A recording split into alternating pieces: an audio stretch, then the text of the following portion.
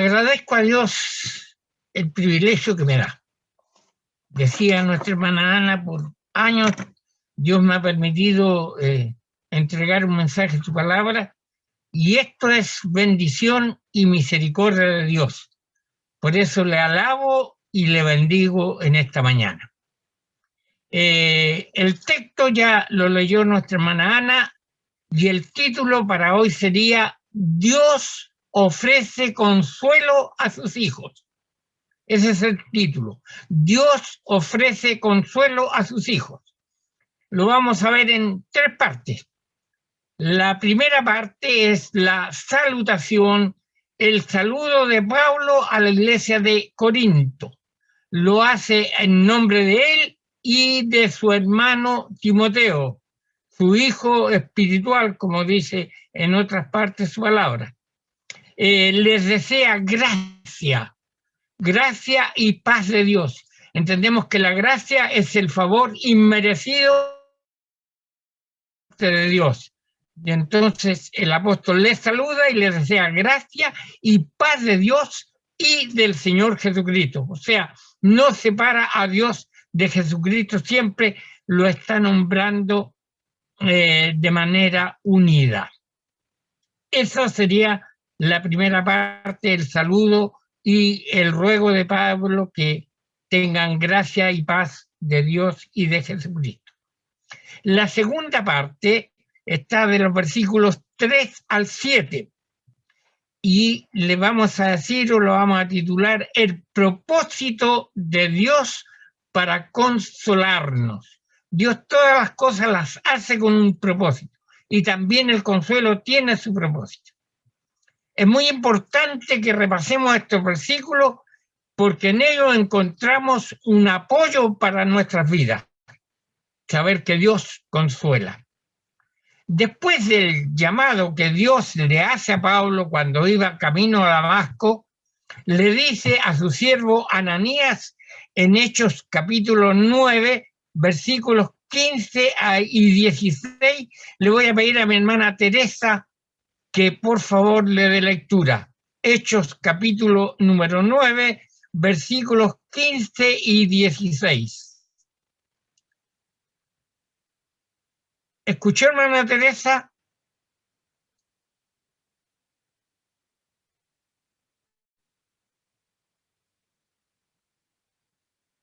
Hermana Teresa, ¿no escucha? La hermana Teresa está muteada, no tiene micrófono ahora. Ya, lo leo yo entonces. Ahí sí. Sí, ahora sí. Ahora ya, llegó. Ya. Ahora sí. Ya. Leo en el nombre del Señor, dice así. El Señor le dijo, ve, porque instrumento escogido me es este, para llevar mi nombre en presencia de los gentiles y de reyes y de los hijos de Israel, porque yo le mostraré cuánto le es necesario padecer por mi nombre. Gracias, hermana Teresa. Entonces, Dios manda a Ananías a que vaya y se encuentre con Pablo. Ananías un poco no le gusta la idea, no le parece, porque Pablo hasta ese momento aparecía como un perseguidor, pero Dios le dice que vaya y que él le va a mostrar que es necesario sufrir por su causa. Esa es la misión que cumple Ananías. Y también de alguna forma Dios hizo entender al apóstol que su caminar con Cristo sería con mucho sufrimiento. Esto lo vamos a ver más adelante. Pero el entender, ¿cierto?, lo que le dijo Dios a Ananías, que él le iba a mostrar lo que era necesario sufrir por su causa, nos da una lección para nosotros hoy día, que el caminar con Cristo es con sufrimientos y dificultades. Dios nunca ha ocultado este propósito de él, que vamos a sufrir en el camino del Evangelio. Entonces, con esta visión que Pablo ya tiene en mente de sufrimiento, con esta visión entonces el apóstol habla en los siguientes versículos. En el 3, lo primero que Pablo resalta es que Dios es nuestro Padre y es fuente de todo consuelo. Eso es lo primero que él expone en el versículo 3. Bendito sea el Dios y Padre de nuestro Señor Jesucristo, Padre de misericordia y Dios de toda consolación.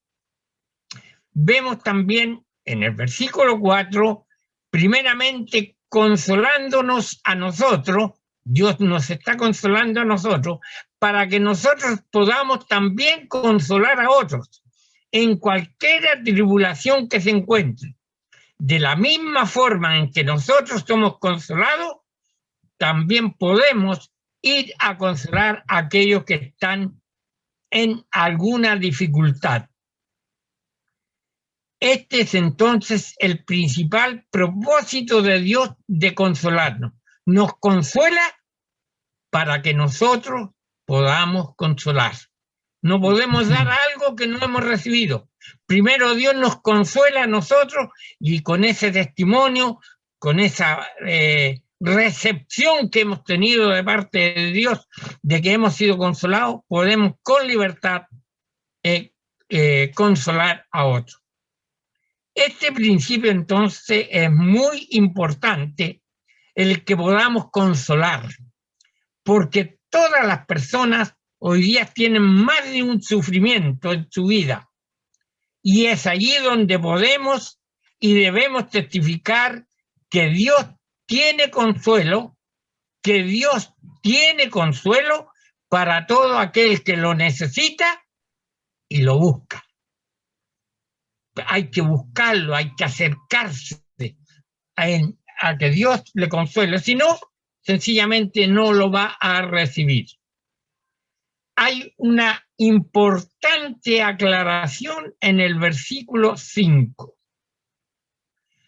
Pueden abundar en nosotros las aflicciones de Cristo, pero de la misma forma por Cristo abunda nuestra consolación. Doy lectura al versículo 5. Porque de la manera que abundan en nosotros las aflicciones de Cristo, así abunda también por el mismo Cristo nuestra consolación. Vuelvo a repetir el versículo. Porque de la manera que abundan en nosotros las aflicciones de Cristo, así también abundan por el mismo Cristo nuestra consolación.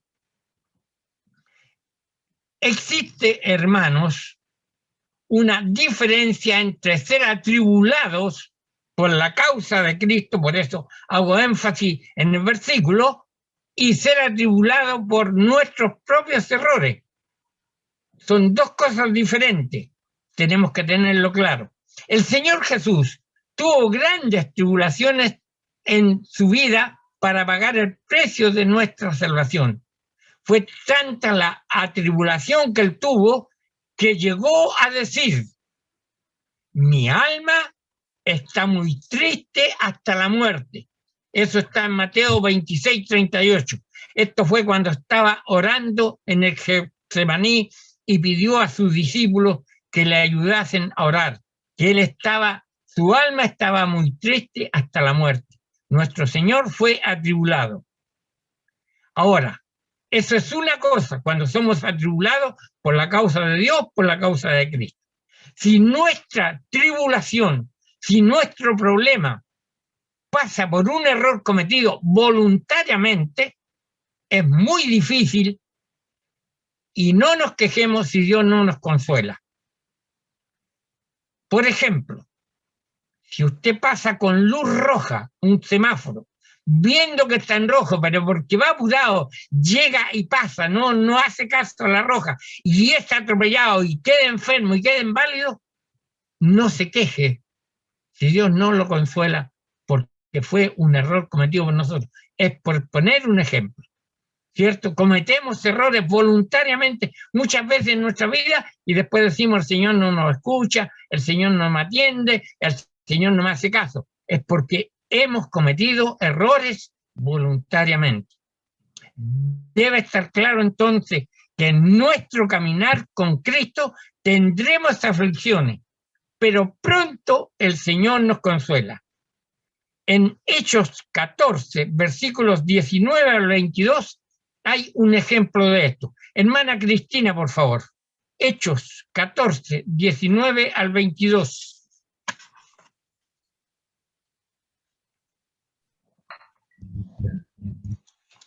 Hermana Cristina, ¿me escucha? Sí, lo escucho bien. Hechos 14. Sí, 19 al 22. Ya. Entonces vinieron unos judíos de Antioquía y de Iconio que persuadieron a la multitud y habiendo apedreado a Pablo, le arrastraron fuera de la ciudad, pensando que estaba muerto. Pero rodeándole los discípulos, se levantó y entró en la ciudad, y al día siguiente salió con Bernabé para Derbe. Y después de anunciar el evangelio a aquella ciudad y de hacer muchos discípulos, volvieron a Listra, a Iconio y a Antioquía, confirmando los ánimos de los discípulos, exhortándoles a que permaneciesen en la fe y diciéndoles: es necesario que a través de muchas tribulaciones entremos en el reino de Dios. Amén. El versículo 19 dice que le arrastraron fuera de la ciudad pensando en que estaba muerto. Esas son las tribulaciones que se pasan por la causa de Cristo. El apóstol estaba pasando esas cosas. Para un mayor ejemplo del sufrir cristiano, recordemos a Juan el Bautista. ¿Qué pasó con Juan el Bautista? Fue decapitado y la hija de la hermana de Herodes llevó la cabeza en un plato. Usted se acuerda del pasaje, ¿verdad? Fue decapitado. También tenemos a Esteban. ¿Cómo murió Esteban? Apedreado. Pero ahí pudo decir: veo los cielos abiertos y la gloria de Dios. Y le tiraron más piedras encima. Ese es el caminar cristiano. El himno 271 que está en nuestro seminario dice en la segunda estrofa: las amistades y todos mis parientes fueron la gente que yo me relacioné. Me aborrecieron por causa de su nombre cuando supieron que a Cristo yo acepté. Ese es el caminar cristiano, un caminar de sufrimiento. Tenemos entonces claros ejemplos de lo que significa sufrir por Cristo. Voy a leer los versículos 6 y 7 del capítulo 1 de Segunda de Corintios. Pero si somos atribulados, es para vuestra consolación y salvación. O si somos consolados, es para vuestra consolación y salvación, la cual se opera en el sufrir las mismas aflicciones que nosotros también padecemos. Y nuestra esperanza respecto de vosotros es firme, pues sabemos que así como sois compañeros en las aflicciones, también lo sois en la consolación.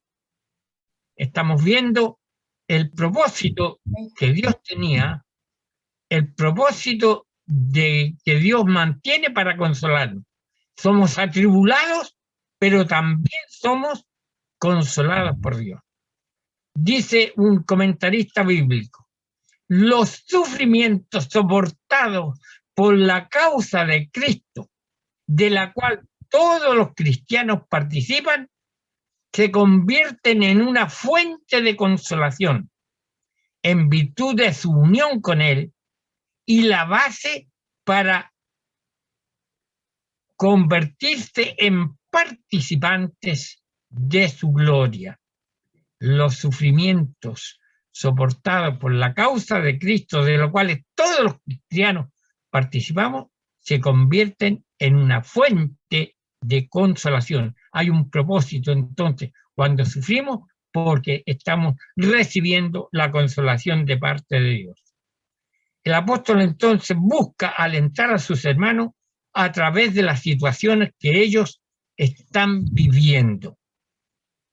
Quiere que sepan que si están abrumados es para consolación, porque este camino es de sufrimiento, pero al soportarlo alcanza salvación. Hagamos aquí una pequeña aclaración. La salvación no se alcanza porque sufrimos. La salvación no se alcanza porque sufrimos. La salvación se alcanza porque Cristo la ganó en la cruz y porque nosotros creemos en Él, somos salvos.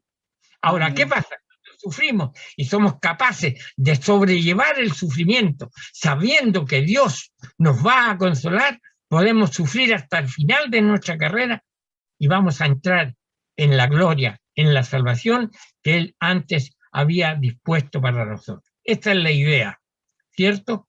Sufrimos y cuando lo soportamos, sobrellevamos la tentación, vamos entonces a llegar a la meta y vamos a ser salvos en el día final de la consolación, de que el Señor nos llama. Ahora, si se entiende y les queda, le dice el apóstol, si se entienden y les queda claro que en la aflicción hay consolación, eso les ayuda en el camino de la salvación. Ustedes sufren las mismas aflicciones que nosotros estamos pasando. Ya está contando el apóstol, está alentando a su hermano. Hermano, están sufriendo, no importa, nosotros también sufrimos, pero Dios es el que se encarga de consolarnos. Tiene plena confianza el apóstol que los sufrimientos que puedan sobrevenir tendrán el consuelo que solo Dios puede dar. Amén. Eso es el por qué, la razón de por qué sufrimos. Vamos a la tercera parte, los versículos 8 al 11. 8 al 11. El apóstol da a conocer sus sufrimientos. El apóstol da a conocer sus sufrimientos. La nueva traducción viviente dice en el versículo 8, en la primera parte: amados hermanos, pensamos que tienen que estar al tanto. Amados hermanos, pensamos que tienen que estar al tanto de las dificultades que hemos atravesado en la provincia de Asia. Hermanos, quiero que sepan, quiero que se den cuenta, quiero que entiendan, quiero que les quede claro qué hemos sufrido nosotros aquí donde estamos ahora. Prestemos mucha atención a estos versículos del 8 al 11. Observe el relato del apóstol. Primero, fueron oprimidos y agobiados más allá de nuestra capacidad de aguantar. Voy a leer los versículos 8 y 9. Porque, hermanos, no queremos que ignoréis acerca de nuestra tribulación que nos sobrevino en Asia, pues fuimos abrumados sobremanera, más allá de nuestra fuerza, de tal modo que aún perdimos la esperanza de conservar la vida. Pero tuvimos en nosotros mismos sentencia de muerte, para que no confiásemos en nosotros mismos, sino en Dios que resucita de los muertos. Leo el 10 también, el cual nos libró y nos libra, y en quien esperamos que aún nos librará de tan grande muerte. Lo primero entonces que vemos, que fueron oprimidos y agobiados más allá de lo que era su capacidad de aguantar. Segundo, llegaron a pensar que no saldrían con vida. ¿Se puede imaginar usted los momentos que estaban viviendo? O sea, vieron la muerte que se les venía encima. Lo tercero dice, esperábamos morir. O sea, faltaba poco, como quien dijera en este momento, tenían una pistola frente al pecho o en las sienes, esperando morir. Esperábamos morir, pero estaban tranquilos, estaban resignados. Lo cuarto, y esto es muy importante, debieron aprender en esa tribulación, en esa angustia que estaban pasando, debieron aprender a no confiar en su capacidad. No hicieron defensa, no dijeron, mire, yo soy apóstol, esto me pasó, esto he hecho, nada. No confiaron en su capacidad, sino estaban confiando en el amor de Dios. Sabían que solo no eran suficientes. Como quinto, debieron aprender a confiar en Dios. O sea, frente a esa tremenda situación, se entregaron en sus manos. Como podríamos decir nosotros, Dios mío, aquí estoy, pase lo que pase, aquí estoy, haz de mí como tú quieras. Eso vemos en la declaración que el apóstol hace a la iglesia de Corinto por donde ellos estaban pasando. Hay muchos ejemplos en las Escrituras que nos muestran que en una situación muy crítica Dios llega para salvar. Hay muchos ejemplos. He tomado 3 de ellos, los que me gustan, los que lo he repetido más de alguna vez, porque lo encuentro maravilloso. En Esther, capítulo 4, los versículos 11, 15 y 16, conocemos la historia. Los judíos iban a ser muertos. Todos los judíos en toda la provincia iban a ser muertos. Mardoqueo, el tío de Esther, le avisa a Esther la situación que está pasando. Esther le contesta, el rey en estos últimos 30 días no me ha llamado. No puedo conversar con él, no puedo intervenir por los judíos, porque si entro al patio donde está el rey y el rey no me ha llamado, la condena es la muerte.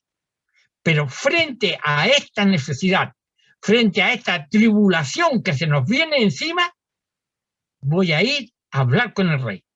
Voy a entrar al patio para que el rey me vea. Y si perezco, que perezca. Qué gran mujer, qué gran expresión, qué gran confianza. Y si perezco, que perezca. Pero yo voy a hacer lo que pueda para ayudar a nuestro pueblo. Esa fue Esther. En Daniel, otro pasaje muy conocido por nosotros, en el capítulo 3, los versículos 13 al 19, los 3 jóvenes que iban a ser echados al horno de fuego, porque no adoraban la estatua que Nabucodonosor había levantado. Lo avisan a Nabucodonosor, ya se me trabó la lengua, le avisan que estos muchachos no se inclinan ante su estatua. El rey los llama y les dice, bueno, he sabido esto, pero ahora les doy la oportunidad que cuando suene la zampolla, el tamboril y toda la música, ustedes lo adorarán a la estatua que yo he levantado. Y ellos le dicen, oh rey, no te preocupes, a tu estatua no adoraremos. Y si hemos de morir, morimos, pero no adoraremos tu estatua. Nosotros confiamos en Dios. Y la historia, el final la conocemos. Aquellos jóvenes salieron del horno sin olor a humo, porque el rey vio que dentro del horno habían 4 personas. Y la cuarta era como un ángel que estaba con ellos. Hermoso cómo Dios cuida, protege a los suyos cuando confiamos en Él. Hay consuelo, hay tranquilidad, hay gozo. Y por último tenemos en Hechos, en el capítulo 4, los versículos 18 al 20, Pedro y Juan estaban frente al concilio, estaban siendo amenazados, que no deberían predicar, que deberían quedarse callados, que con su prédica estaban revolviendo la ciudad. Aquellos hombres, aquel Pedro dijo, le contestó al concilio, juzgad si es justo obedecer a vosotros antes que a Dios. Y frente a ello lo azotaron y tuvieron que quedarse callados. En el versículo 10, el apóstol resalta que efectivamente Lo leo para que le quede más claro. El cual nos libró y nos libra, en quien esperamos que aún nos librará de tan grande muerte. Efectivamente, Él nos rescató del peligro mortal y volverá a hacerlo de nuevo. Hemos depositado nuestra confianza en Dios y seguirá rescatando. No solo esa vez, Él sabía que le venían más problemas, más dificultades, pero tenía una tremenda convicción del poder y del amor y del consuelo de Dios. En el versículo 11, da gracias a Dios por algo importante. Reconoce el poder de la oración. Dice el 11, cooperando también vosotros a favor nuestro con la oración, para que por muchas personas sean dadas gracias a favor nuestro por el don concedido a nosotros por medio de muchos. Reconoce que la oración de los hermanos, de donde lo habían mandado de Antioquía, la oración de los hermanos, reconoce que el poder de la oración, muchos oraron por ello. Y esa respuesta que recibieran de parte de Dios, eso ser librado de esa tremenda tribulación que estaban pasando, iba a servir para que muchas personas alabaran y glorificaran a Dios por la respuesta a sus súplicas. Este es el relato de estos 11 versículos. Habiendo considerado todo este pasaje, hay dos preguntas que podemos hacer. Primero, ¿por qué hay tiempo en que no nos damos cuenta que Dios no nos consuela o que Dios no nos responde? ¿Por qué hay tiempo en que nos damos cuenta que Dios no nos consuela? Esa es la primera pregunta. Y la segunda pregunta, ¿qué medios usa Dios para consolarnos? ¿Qué medios usa Dios? Vamos a la primera pregunta. ¿Por qué muchas veces Dios no nos consuela? Primero, por la dureza e incredulidad de nuestros corazones. No nos satisface saber que Dios nos consuela, no nos interesa, no nos llama la atención, porque hay dureza, porque hay incredulidad en nuestros corazones. Segundo, por la falta de obediencia a Dios. La obediencia, la desobediencia trae muchas dificultades. Queremos consuelo, pero no sometimiento. Veamos a Adán y Eva. Ellos desobedecieron y Dios les dijo, muchachitos, ustedes se van de aquí, de este lugar. Y no fue Dios afuera a decirle, oye, estén tranquilos, yo los voy a seguir acompañando, no se preocupen. No, sencillamente, simplemente no obedecieron, fueron sacados del paraíso, de la presencia de Dios. Podemos imaginarnos, hermano, todo lo que usted quiera. ¿Cómo se vivía en el paraíso? Qué hermoso, esa comunión diaria. Dice que Dios venía para estar con ellos. Y un día cuando vino, ¿dónde estás tú? Me escondí porque tuve miedo. Ya no había consuelo, ya no había ese gozo, esa alegría de estar en comunión con Dios el Padre. La falta de obediencia, entonces, la desobediencia trae muchas dificultades y de seguro no vamos a ser consolados por Dios. 3. Solo queremos palabras de manera visible, palabras de aliento de manera visible. Nos gustaría que en la tribulación, en la enfermedad, llegara el ángel a decirlo, mira hijo, esto te pasó por esto y por esto, pero Dios te hará de esto y esto otro.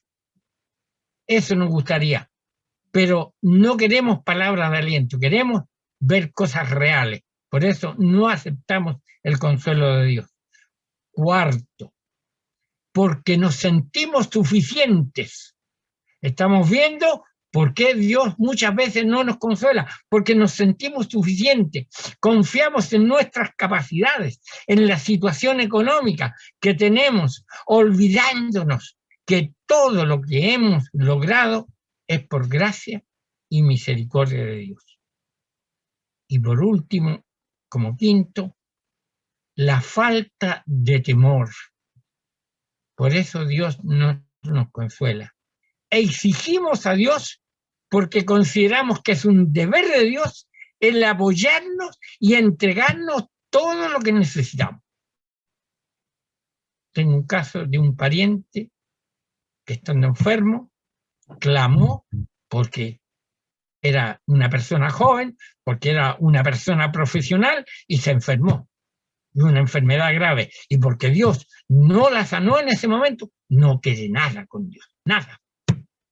Está enojada con Dios, porque Dios no vino, porque ella era una persona joven, porque era una profesional y entonces Dios tenía la obligación de venir y sanarla. Hermanos, esa no es la forma que Dios responde. La falta de temor, exigimos a Dios porque consideramos que es un deber de Dios apoyarnos y entregarnos todo lo que necesitamos, olvidándonos que todo lo que recibimos es por gracia, es por misericordia de Dios. Pretendemos bajar a Dios a nuestro nivel. Y a Dios, yo hoy día estoy enfermo, sáname. Hoy día no tengo trabajo, ábreme una puerta. O cualquiera sea nuestra dificultad, queremos que Dios esté a la orden nuestra y no nosotros a la orden de Dios. Vamos a la segunda pregunta. ¿Qué medios usa Dios para consolar? Esa es la segunda pregunta. Dios no corre a golpearnos la espalda cuando estamos atribulados. No viene, ya, mijito, cálmese nomás, no se preocupe, ya, esto va a pasar ligerito y yo estoy a su lado. No, Dios no usa eso. Tampoco nos abraza. Simplemente nos envía consuelo a través de la meditación en su palabra. El Salmo número 1, el versículo dice, en la ley de Jehová está su delicia y en su ley medita de día y de noche. Cuando tomamos la palabra del Señor y la meditamos y pensamos y tratamos de vivir el momento que está en la palabra de Dios, hay gozo. En la ley de Jehová está su delicia. En esa ley medita de día y de noche. Segundo, la lectura bíblica. El Señor Jesús dijo, escudriñad las Escrituras, ellas son las que dan testimonio de mí. Escudriñad las Escrituras. ¿Por qué dice esto? ¿Por qué Dios habla que va a consolar a todos los hombres? Piénselo, medítelo, léalo una vez, 2 veces, 3 veces. Si tiene otra versión, léalo. La hermana Ana leyó en la NBI. Yo hablé de la nueva traducción viviente. Hay otras versiones, ¿cierto? Que podemos enriquecernos de lo que Dios tiene para nosotros. La lectura bíblica es muy importante. ¿Cómo Dios nos consuela? A través de la alabanza. A través de la alabanza recibimos consuelo. Hay un coro muy maravilloso para mí. Dulce refugio en la tormenta, el Jesucristo, el Salvador. Él nos alienta y nos alimenta con su palabra y su amor. Estamos tristes, estamos desconsolados, dulce refugio en la tormenta, es Jesucristo, el Salvador. Cantemos con el corazón, con el alma. Señor, tengo tristeza, tengo dolor, pero te alabo porque en ti hay refugio. Dulce refugio en la tormenta, es Jesucristo el Salvador. Él nos alienta y nos alimenta con su palabra y su amor. Alabemos a Dios en medio de la tribulación. Cuarto, el testimonio.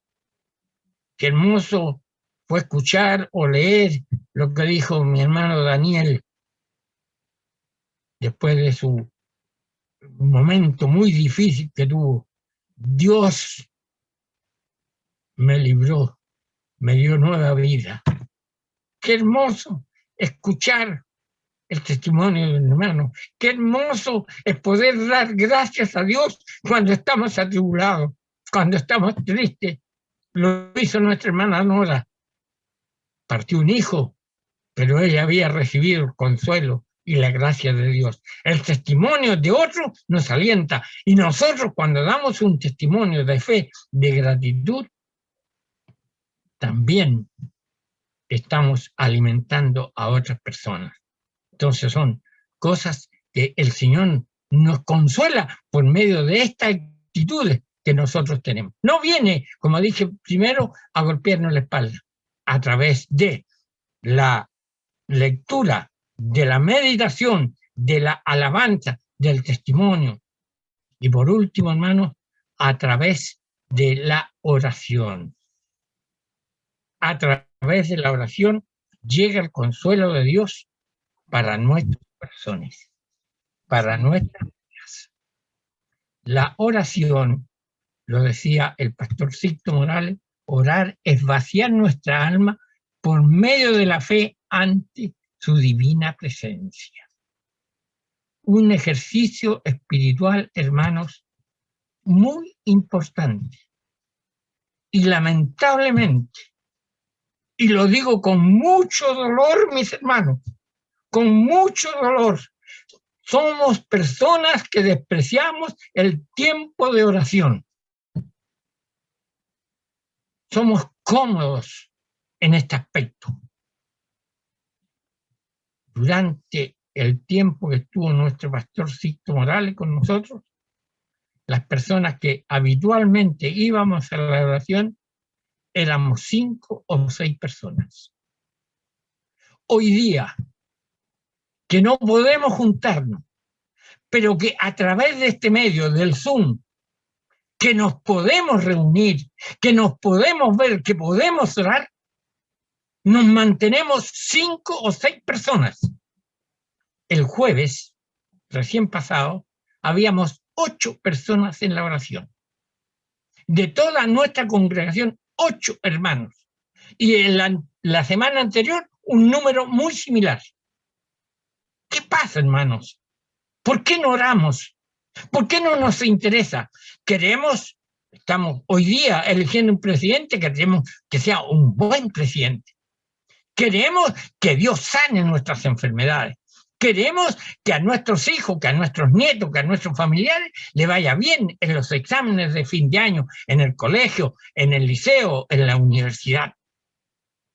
Queremos tener una situación económica que nos dé la tranquilidad.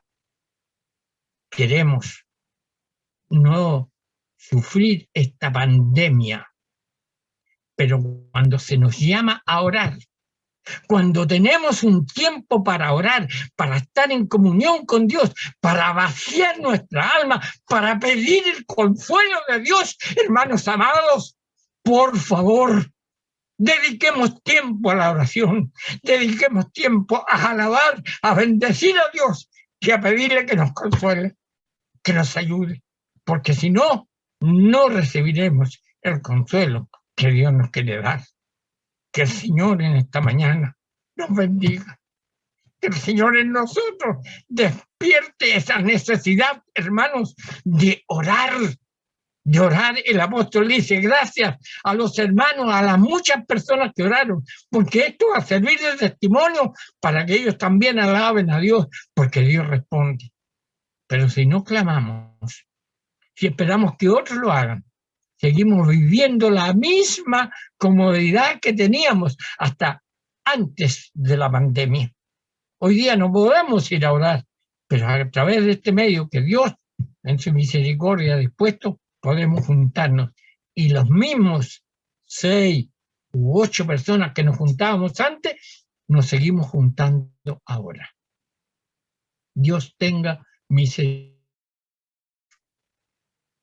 Y ahora en nosotros, este sentir, esta necesidad, haya pues en vosotros el sentir que hubo en Cristo Jesús, el cual siendo en forma de Dios, se humilló a sí mismo. Haya ese sentir de orar, ¿Cuánto oraba el Señor Jesús?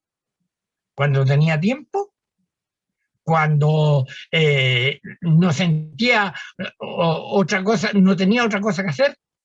Dice que pasaba la noche orando. Dice que de madrugada aún oscuro se levantaba a orar. Hermanos amados, que Dios tenga misericordia de nosotros. Queremos muchas cosas. Deseamos lo mejor para nuestras vidas, pero si no oramos, no lo conseguiremos. Porque no estamos confiando en Dios, estamos confiando en nuestros propios medios y vivimos acomodando. Si el tiempo nos sobra, podría ser que estuviera el jueves en la oración. Podría ser. Es que no puedo, es que tengo que hacer. Dios tenga misericordia porque conoce el corazón de cada uno de nosotros, la disposición que tenemos para estar en comunión con Él. Dios nos bendiga en esta mañana. Oremos al Señor. Padre amado, Padre de la misericordia, delante de tu divina presencia estamos, para alabar, para bendecir, para glorificar tu santo nombre. Gracias, Señor, porque tú en tu palabra nos dices que vamos a sufrir, que van a haber tribulaciones, pero que tú vas a consolar, que tú vas a alentar, que tú vas a fortalecer. Pero esa fortaleza va a llegar cuando nosotros vayamos a tu presencia, estemos contigo, estemos compartiendo nuestra aflicción, nuestra necesidad, nuestra incapacidad de no poder seguir adelante. Y allí vendrá tu consuelo, allí vendrá tu ayuda, allí habrá respuesta, Señor, para uno de nosotros necesitamos. Te ruego misericordia, Dios, para mi vida, que pueda aumentar, que pueda vivir en un tiempo de oración, de compromiso contigo. Te ruego que tú hagas nuestra congregación para que todos juntos, Señor, cuando el jueves se oraba por un presidente conforme a tu voluntad, todos pudiéramos decir amén, sí, Señor, lo esperamos, pero no unos poquitos, como lo estamos haciendo hasta este día. Señor amado, te pido, te ruego misericordia para cada uno de nosotros. Que tu palabra, Señor, como decía nuestra hermana Ana en su comentario, que tú hables a nuestros corazones por tu palabra y nos lleves, Señor, a estar en comunión contigo a través de la oración, de la alabanza, de la meditación, de la lectura de tu palabra. Señor, que en todo tiempo estemos aferrados a tu poder, a tu amor, a tu misericordia. Ruego tu bendición para cada uno de nosotros, humildemente en los méritos santos de Jesús, tu Hijo, nuestro bendito y buen Señor. Amén. Dios nos bendiga. Muchas gracias, hermanos. Amén.